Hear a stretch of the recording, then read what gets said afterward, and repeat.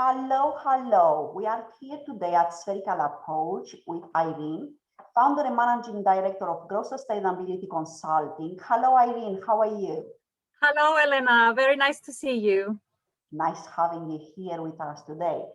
So, Irene, can you tell us, the reason I invited you in this interview is that, unfortunately, from my experience and from my work daily, I've noticed that not many companies in Cyprus are involved in CSR. So when I found your company, I was quite impressed.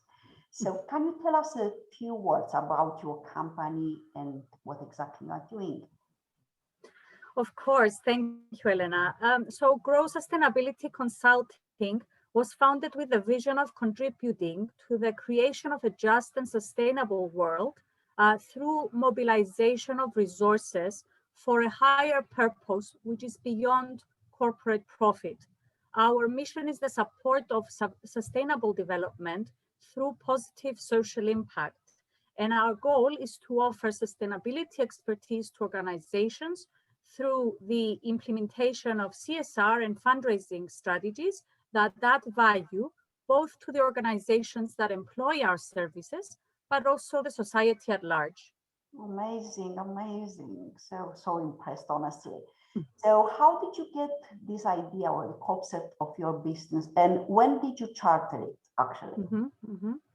I actually started working in corporate social responsibility almost 20 years ago, when the concept was very different to what it is today. But thankfully, we've come a long way since then. Quite a long time ago, corporate social responsibility used to be focused more on philanthropy and was done mainly for businesses' PR purposes. So when I was working at the Cyprus Anti-Cancer Society, I had the pleasure of attending the International Fundraising Congress twice, where apart from NGOs, there were also a lot of fundraising agencies that participated in this amazing event, where activists and change makers from all over the world gather annually to exchange views and ideas on how to make the world better. And so I started thinking of all these NGOs in Cyprus that can't afford to employ a fundraising officer and would much rather outsource this function. So after I got into sustainability reporting perspective, if you like, and how sustainability practically touches every single business function and how a corporation must act responsibly in all aspects of its operation, it became clear to me that there was a big gap for these services in Cyprus, and also a need for specialized consulting services in the field to, first of all, educate enterprises in Cyprus about the importance of this relatively new subject, and then advise them on their strategic direction in the field. Looking at how rapidly things are moving on the subject across the world, I believe we have a lot to do still. And I'm happy that we're having all the more conversations on the matter, and business leaders are recognizing the value of sustainability as a business tool that drives performance and minimizes risk. So during the first lockdown, I had a lot of time in my hands that I always needed to put down my thoughts and make them a reality. So I did, and Grow was created, and I'm very happy to see that despite the difficult circumstances brought about by the pandemic and all of the restrictions imposed, Grow is growing and acquiring its space in the business ecosystem, which is rapidly changing and adapting to the new reality. Indeed. So let me ask you, what is the biggest factor that has helped you be successful? I have always looked at the forest rather than the tree, and that has helped me take a strategic direction to every challenge at hand. I consider myself a problem solver, so whenever I saw a square in a round peg, I tried to find a way to make it work, even if the problem was not in my area of expertise or my role and responsibilities at the time. My worst nightmare is someone saying, "But we've always done it this way." That gets me wired and even more motivated to bring about positive and sustainable change. but nothing can be done without collaboration, patience, and kindness. And these are the three things that I believe are key to anything being successful, not just in business. After all, we're humans and corporations are run by people. So we need to always remain human in all transactions and all business deals. Organizations' values are also human values, and they must match our values, whether we are customers, employees, or shareholders. Amazing, amazing. You know, I really enjoy this little chat with you. So let me ask you, what company is your role model? Because I do believe that as a successful business, you do have a role model.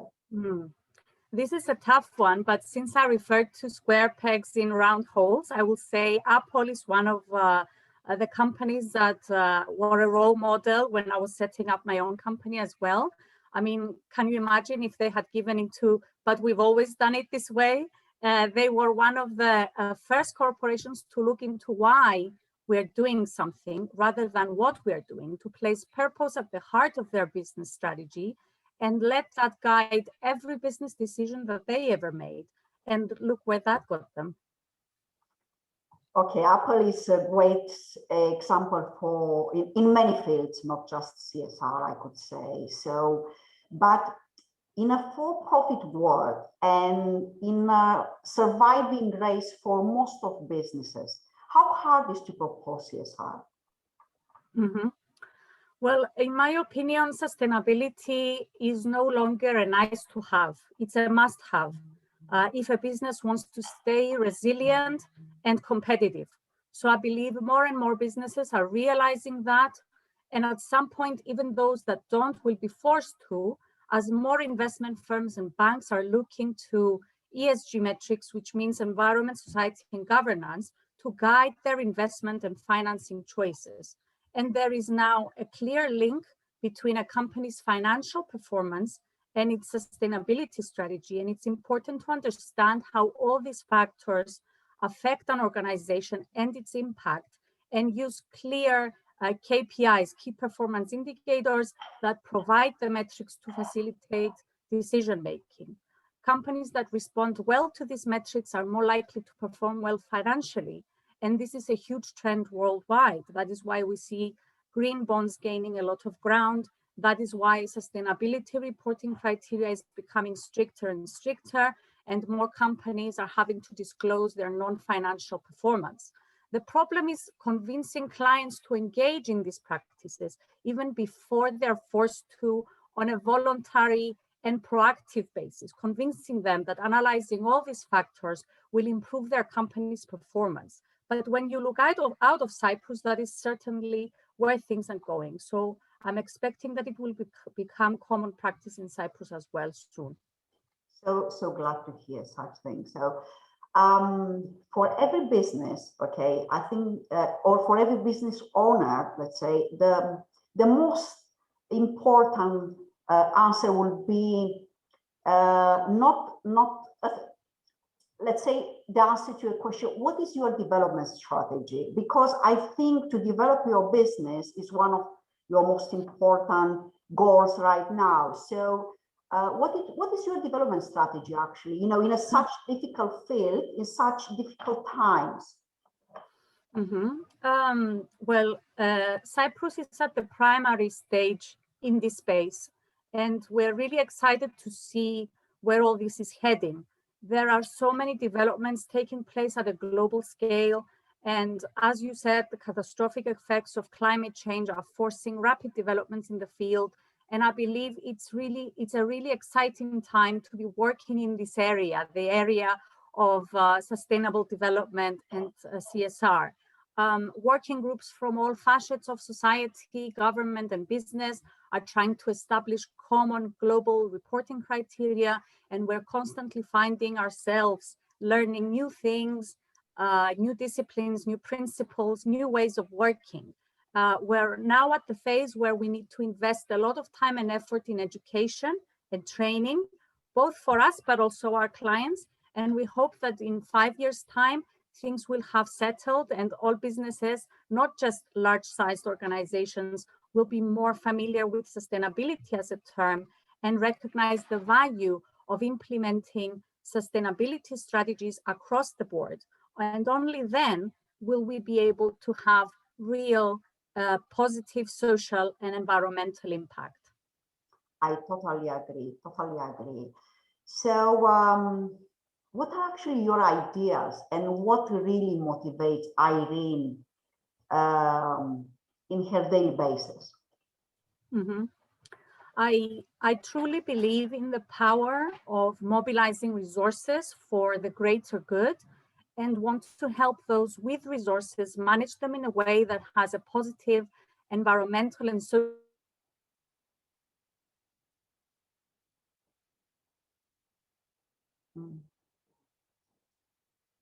We have a few requires new ways of thinking and behaving, both on a personal but also collective level. And I know that no single individual, organization, or even sector can do it alone. It takes collective and continuous effort. What motivates me? The fact that I want to leave my children and grandchildren a better world, a world in which they can thrive. Well, so nice said, and so nice to put a business with such great ideas. So, but from the other perspective, let's say, what motivates companies to contribute towards CSR? Mm-hmm. Well, it used to be good media exposure or the fact that donations were tax exempt. But as I've said before, we've come so far since then. When purpose is placed at the heart of business strategy and leadership commits to sustainable development, then not only is an organization more fit to deal with a rapidly changing environment, but it also responds to stakeholders' needs and expectations.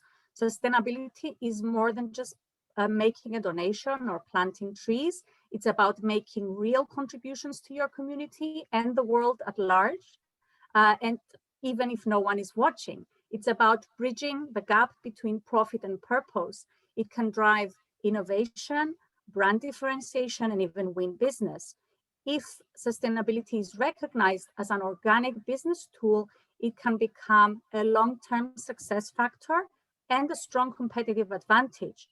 Through sustainable development, an organization can improve its relations with its stakeholders, achieve higher customer satisfaction, motivate personnel because they feel that they're being part of a higher purpose more than their employers' profitability.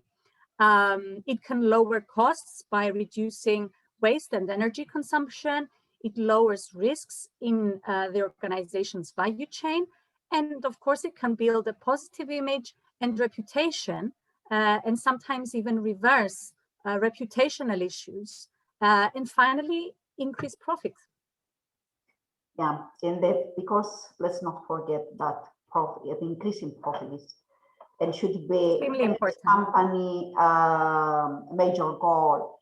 But back into CSR and policy in Cyprus, is there any government support for towards companies implementing CSR policies? Mm-hmm. Well, not really, apart from the fact that, as I've said, charitable donations are tax exempt. But governments worldwide are deep into discussions about carbon tax, which is the only concrete way to make a real shift in climate change at the moment. But that can only happen when governments give real incentives for investments in research and development.